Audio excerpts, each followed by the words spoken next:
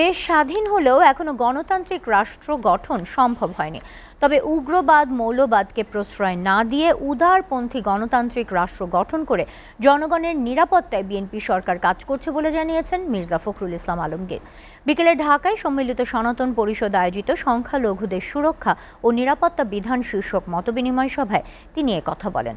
অনুষ্ঠানে সনাতন ধর্মাবলম্বীরা দাবি করেন ২৪ আগস্টে আওয়ামী সরকারের পতনের পর দেশে মধ্যযুগীয় কায়দায় সংখ্যালঘু নির্যাতন করা হয়েছে। তাশরিক সঞ্চয়ের প্রতিবেদন। ঢাকার কাকরাইলে ডিপ্লোমা ইঞ্জিনিয়ার্স ইনস্টিটিউশন মিলনায়তনে সম্মিলিত সনাতন পরিষদ আয়োজিত মতবিনিময় সভায় প্রধান অতিথি মির্জা ফখরুল ইসলাম আলমগীর।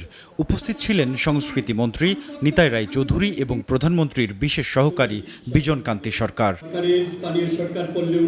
২০২৪-এর ৫ আগস্ট আওয়ামী সরকারের পতনের পর সারা দেশে মধ্যযুগীয় কায়দায় সংখ্যালঘু নির্যাতন করা হয়েছে দাবি করে সংখ্যালঘু বিষয়ক জাতিগত কমিশন গঠনের আহ্বান জানান সনাতন ধর্মীয় নেতারা। উপরোক্ত 12 মাসে সহিংস ঘটনা ঘটেছে মোট 432টি। আশা করেছিলাম যে দেশের দ্বিতীয় বৃহত্তম জনগোষ্ঠী সনাতন ধর্মীয় হিন্দুদের উপরে চলমান বৈষম্য জাতিগত নিপীড়ন চিহ্নিত করে তা নিরসনের লক্ষ্যে অন্যান্য কমিশনের মতো একটি আলাদা ধর্মীয় জাতিগত সংখ্যালঘু বিষয়ক কমিশন গঠন করবেন, কিন্তু দুর্ভাগ্যজনক হলেও সত্য তা করা হয়নি। সংখ্যালঘুদের সকল সমস্যা ইতিবাচকভাবে সমাধান করা হবে বলে আশ্বাস দেন মির্জা ফখরুল ইসলাম আলমগীর। দুর্ভাগ্য আমাদের যে সেই গণতান্ত্রিক চেতনা, যে চেতনাকে সামনে নিয়ে আমরা সেই দেশের স্বাধীনতার জন্য যুদ্ধ করেছিলাম, লড়াই করেছিলাম, দেশ স্বাধীন করেছিলাম, সেটাকে আমরা রক্ষা করতে পারিনি।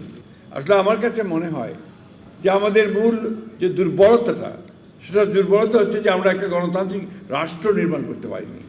অত্যন্ত সচেতনভাবে সকল ধর্মের সকল মানুষের অধিকারকে সুরক্ষার জন্য, তাদের সম্পদকে সুরক্ষার জন্য সব রকম ব্যবস্থা আমরা গ্রহণ করেছি। সভায় রাষ্ট্রীয় অতিথিদের সাথে অংশ নেন সনাতন ধর্মীয় 40টি সংগঠনের নেতাকর্মীরা। তাশরিক সঞ্চয়, SA TV, ঢাকা।